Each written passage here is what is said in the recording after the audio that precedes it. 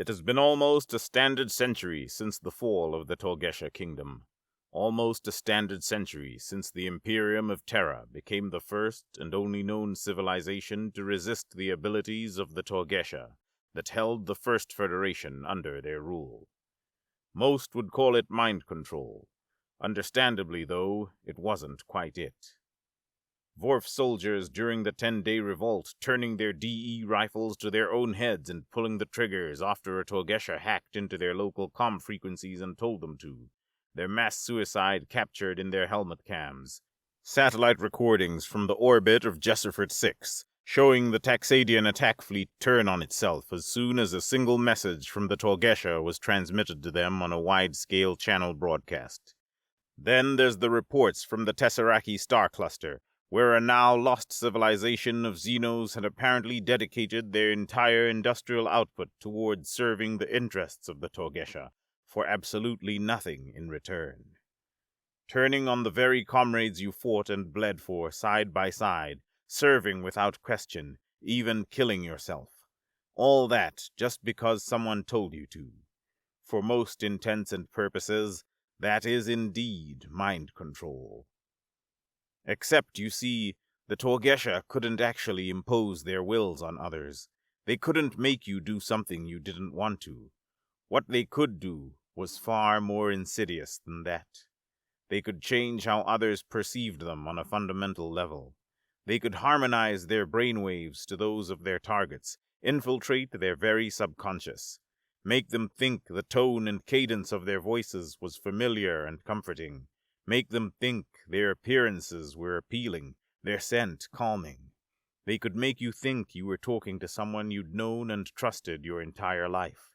Someone you would catch a kinetic projectile for without even thinking about it. Then, since you already trusted them, it would only be a matter of them finding your deepest desires, what hid beneath your logic and even your instinct, and exploiting it. They could peer into the memories of your culture, your languages and dialects, your customs, religion, everything. They could prod into your mind, sifting through emotions, thoughts, and memories alike, until they found the buttons that needed to be pushed, the levers that needed to be pulled, until you were just a puppet hanging from their strings, clay molded by the tips of their tongues. Most sentient species in our galaxy, diverse and different from each other as they may be, share the same core desires: safety, peace, comfort, the touch of someone they love, all universal traits among any civilization that has managed to reach the stars. All exploitable at the hands of the Tolgesha, tools to make them want to do things their conscious and rational mind would never even consider. And the further away someone was from having those things, the more desperate they were for them, the easier it was for the Tolgesha to dangle them in front of their eyes, yet just out of their reach. Take the Vorf soldiers that fought in the 10-day revolt, for example.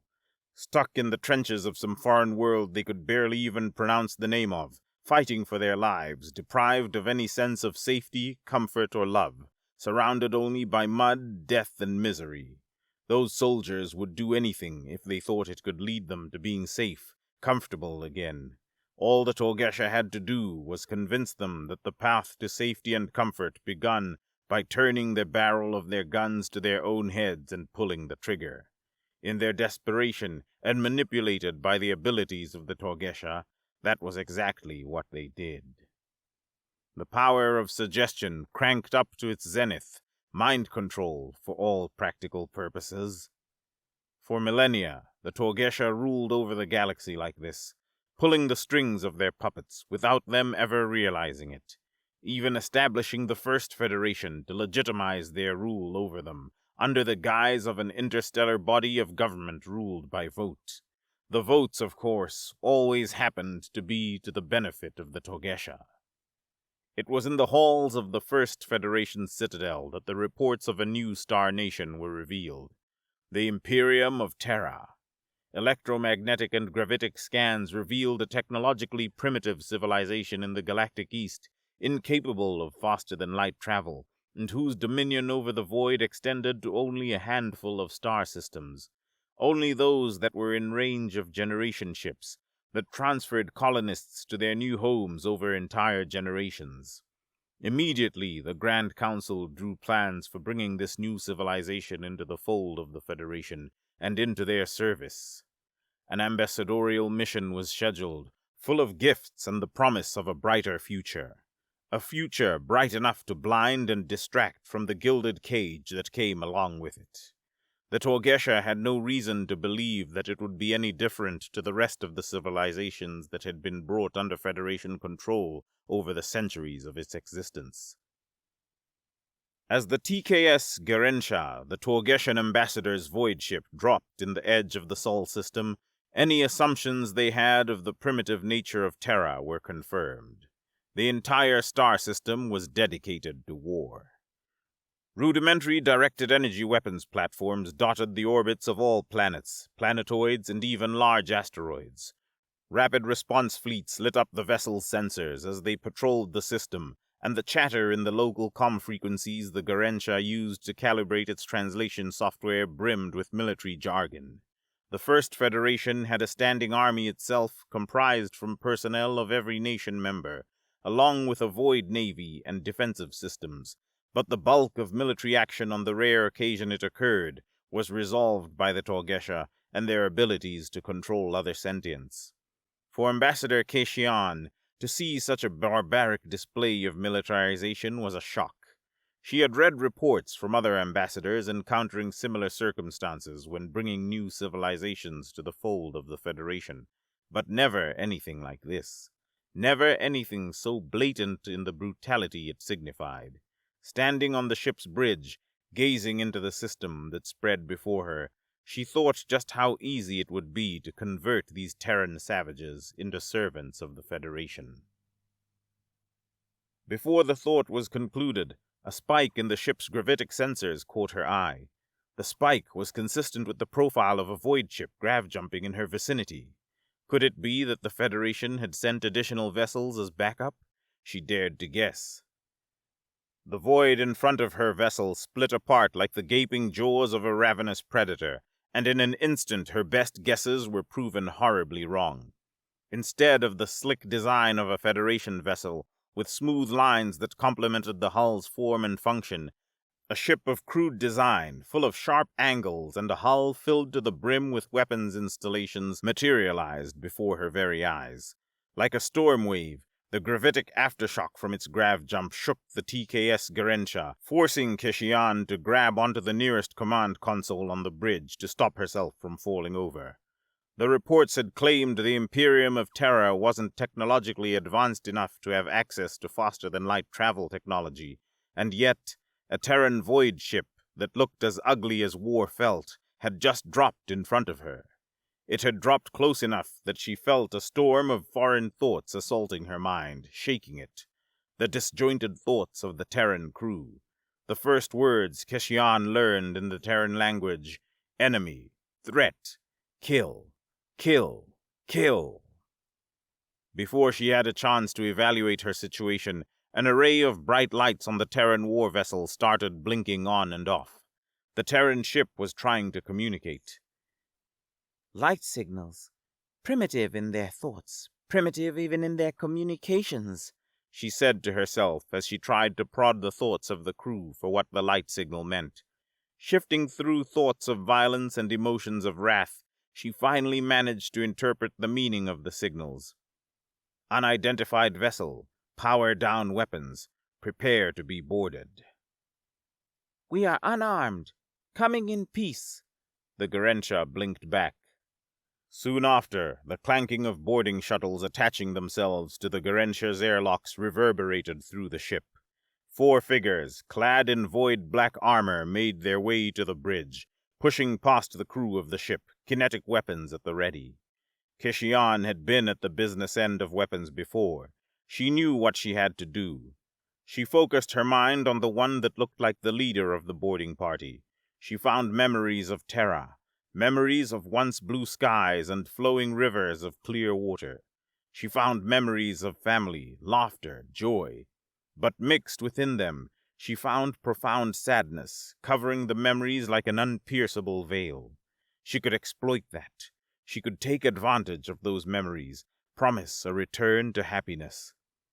Slowly, she began to change her appearance in the Terran's perception, even though physically she stayed the same. She took elements of his memories and incorporated them into herself. She took the traits of a Terran female that had a central role in the memories she uncovered, a partner, perhaps. She took the color of her hair, the shape of her face, not accurately enough to scare the Terran, but enough to remind him of her. She even took the smell of her skin, and when she spoke with her accent, her tone. "Esteemed Sergeant," she said, "I can tell by the way you carry yourself that your people are a proud race of warriors.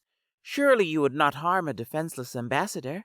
Please, grant me an audience with a fellow diplomat, and I will give you such gifts that you will fear no threat, and your skies will be blue again." Kishian finished her speech, and with a smile on her face, a gesture she had discovered from the Terran's memories, she waited for the sergeant to direct her to a diplomat, as she had instructed him. Instead, the Terran stood still for a moment that felt like an eternity, his face obscured behind his onyx visor, only her own reflection looking back at her. Then, with a motion of quick and deliberate force, he punched Kishian in the gut. With but a gasp, the air escaped her lungs, leaving her folded in two on the floor and writhing in pain, struggling for a single lungful of air.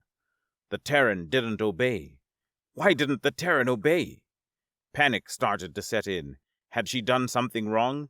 Address him improperly, perhaps? Perhaps she had misjudged the feelings associated with the memories of the person whose likeness she had imitated. Those and a million more thoughts raced through her mind as she lay there in pain, looking up at the armored Terran. The bridge's security team rushed to aim their weapons at the rest of the Terrans, a pointless gesture, as even if they somehow managed to kill the Terran boarding party, their unarmed voidcraft would be annihilated by the not-so-primitive vessel that stood outside, with its countless weapon batteries aimed at them. Everyone on that bridge knew the security detail would never pull the trigger. The sergeant grabbed Kishian by the hair, pulling her upright and pushing her towards the airlock, never even bothering to look at the security personnel that still had every weapon pointed at him. He unceremoniously shoved Kishian in the boarding shuttle and set a course for Terra. Traveling at near relativistic speeds, but still slow enough to appreciate the distance, the shuttle made its way across the Sol system. Kishian spent the voyage in silence, weary of the Terran sergeant, not daring to try and use her abilities on him again. She observed the bits and pieces of memories she could glimpse at. Some belonged to him, some belonged to the collective unconscious that the Terrans shared. Common memories, imprinted in their psyche as a species, and carried from generation to generation. She saw the blue skies again, this time scarred by fiery arrows streaking across them, fear and panic painting the memory. She saw void vessels, unlike the Terran that had intercepted her, and she saw another race of sentience exiting from them. The picture was becoming clearer. Terra had been invaded before, and somehow, despite their disadvantages, the Terrans had prevailed. She saw more collective memories, memories of the skies turning black and ochre with the increase of industry, as it became the singular concern of the entire Terran civilization. She saw the land scarred and mutilated to facilitate that industry, but this time the accompanying emotion was neither fear nor panic. It was determination, pure and unyielding. Eventually, the shuttle began orbital approach, and Terra itself came into sight. Of all the hijacked memories she had peered through, she realized none was even close to reality, to really capturing what Terra had become. A world wearing a crown of orbital nuclear platforms and a wreath of smoke and ash. Through the clouds of pollution and visible from high orbit, gargantuan spires pierced towards the heavens. Void elevators carrying tons upon tons of materials to and from the world's surface. Swarms of void cargo carriers surrounded the ends of the spires that broke through the stratosphere, like wasps circling their nests. Terra looked dead and alive at the same time, like a corpse going through the first stages of decomposition. As the shuttle entered the half-living planet's orbit and started descending to the surface, Keshion finally managed to see through the permanent coverage of noxious clouds that hung in the upper layers of the Terran atmosphere. The sight was overwhelming like nothing else. Industry and habitation megasprawls that stretched across the lengths of entire continents, separated by what once were oceans, now turned into mines of cyclopean proportions, where machines the size of mountains worked tirelessly to excavate what little mineral wealth could still be found on Terra. Entire canyons moved, acting as anvils that helped forge alloy sheets of incomprehensible size, that Keshion could only guess would be used as parts of the Terran void ship hulls. The entire world was industry, probably the entire Sol system, industry dedicated to war. The closer the shuttle got to the habitation megasprawls, the smaller the vessel seemed, the more insignificant Keshion felt. Like a tiny insect clinging onto the flesh of a leviathan. From the shuttle, the megasprawl really felt like a living, breathing organism with its own will, or an endless ocean of neoconcrete, pulsating under the dim sun's rays and spilling towards every direction on the horizon. Approaching its final destination, a spire in one of the mega buildings that dotted the landscape and pierced the heavens themselves, the shuttle opened its loading ramp with a deafening hiss, as external and internal pressure normalized. Immediately, Keshion was hit with the smell of sulfur and burnt fuel. The air was so thick in pollution she could almost swim in it. After a few minutes of trying to restrain herself from gagging, she built up the courage to approach the open loading ramp and look down into the abyss of the sprawl. The mega buildings formed trenches vast and deep enough that no natural light could ever hope to reach the bottom. What kind of species could do that to their own planet, she thought? What kind of species can bear to live like this? Before she could rationalize answers to these questions, she felt the jolt of the shuttle's retro thrusters kicking in, decelerating the vessel and beginning its final approach to the landing bay of one of the spires that tore at the sickly sky. Flowing red and black military banners, the size of the shuttle itself, adorned the otherwise stark and brutal facade of the enormous building. She barely had enough time to properly feel the awe that the building inspired, before another jolt shook her from her trance. This time the shuttle had fully landed. Mere moments after, Keshion once more found herself being dragged like an animal through halls decorated with statues and paintings that she could only steal fleeting glances at, as her captor pushed her forward, deeper into the building. Eventually, they reached an atrium the size of a city square. There, verdant plants and trees grew tall, as if the planet itself wasn't in its death throes outside the mega building's wall. For a brief moment, she felt peace, before being roughly thrown at the feet of another Terran, a more senior officer surrounded by guards. Last time, her attempts at manipulation and mind control had proven fruitless, but she had to try again regardless.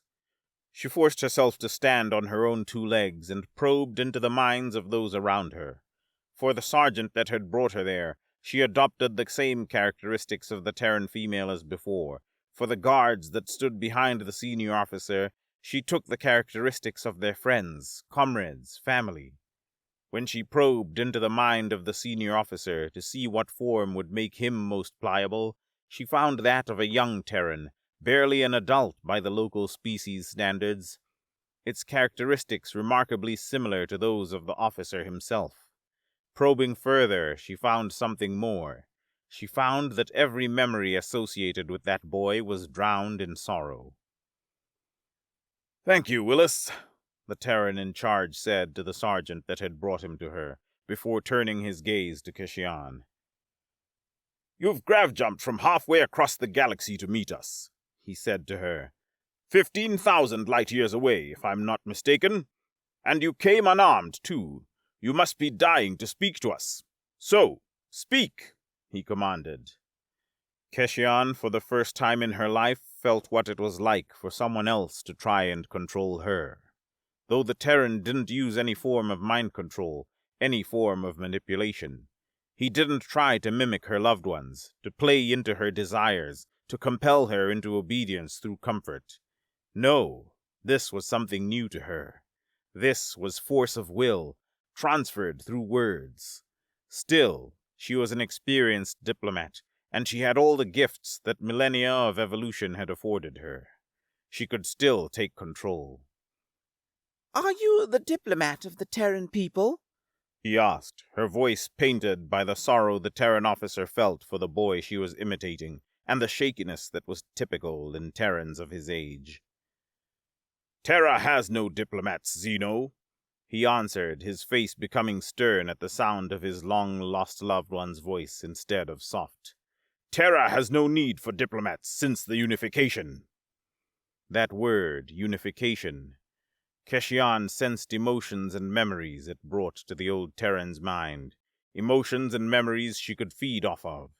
She once again saw war raging across the earth and the heavens. She saw weapons of apocalyptic potency being used against Terra.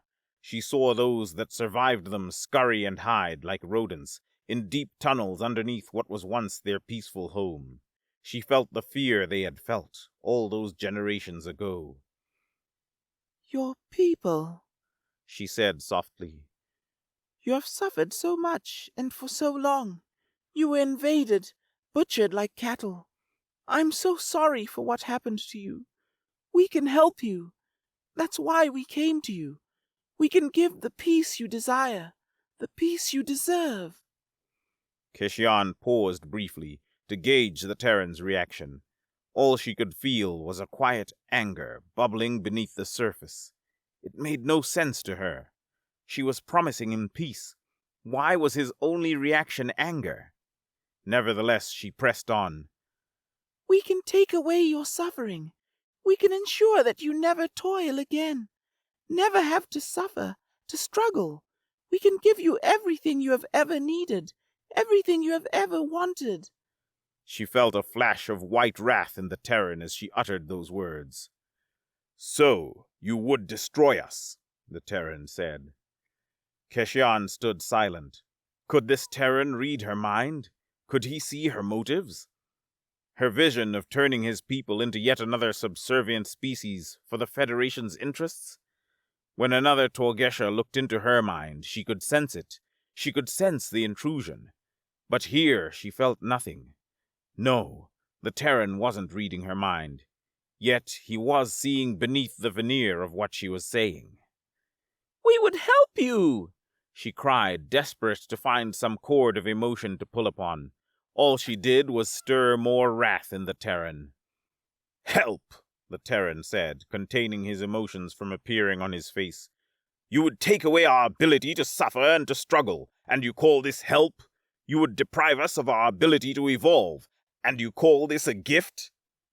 "Evolution through suffering and pain? I've seen the corpse that you call a planet, the desecrated land you still rake for whatever resources may remain. I have seen the conditions you live in, the interests you pursue. You exploit entire worlds, entire star systems to feed an industry of war, an industry that solely revolves around death and destruction. For generations, all you have felt is anger, fear, and hatred. Why? Why are you clinging to this misery when presented with the opportunity to be relieved of it?" she asked, her question sincere. "That is the only way evolution can be achieved," the Terran answered coldly. "If you are comfortable, you have no reason to explore beyond the horizon. If your belly is full, you have no reason to cultivate the fields. If you are always warm, you have no reason to light a fire. Without struggle, we would be nothing more than primitives, crawling in the mud of a pristine world, never bothering to look at the stars above, because our needs would be met in the ground beneath us." The Terran's gaze pierced her. "The gifts you promise, eternal peace, perpetual happiness, they would bring us back to the dirt." "Look at all you have lost," she retorted. "Your world has been invaded. You have been forced to live like worms in the bowels of your planet. You lost people you loved and cherished. What good has that done you? What good has that been? We lost the earth, and we gained the stars, he answered, and Keshion sensed the indomitable determination behind these words more clearly than any other emotion. She knew that this man had lost those close to him, that he lived in a dying planet, in a society that always stood on the precipice of war, and yet he did not yearn for peace. He did not yearn for comfort. He embraced the struggle and the loss. She knew then she was defeated. There was no purpose in her continuing the deceit. She stopped altering her image in the minds of the Terrans and let her true self be seen. The Terran barely reacted. He only stepped closer to her. We know of the gilded cage you were to offer us, your gifts of comfortable slavery and peaceful devolution. We know that this was why you dropped in our system unarmed, why you let yourself be brought here. We know that this is how you fight. The Ishatar, the Xenos that had come here before you, the Xenos that caused the destruction you see in our collective memories, they knew about you. When we annihilated them, when we sifted through the records they left behind, we learned about you too. We knew about the gifts you would bear. The Terran smiled. Now, allow us to give you gifts of our own.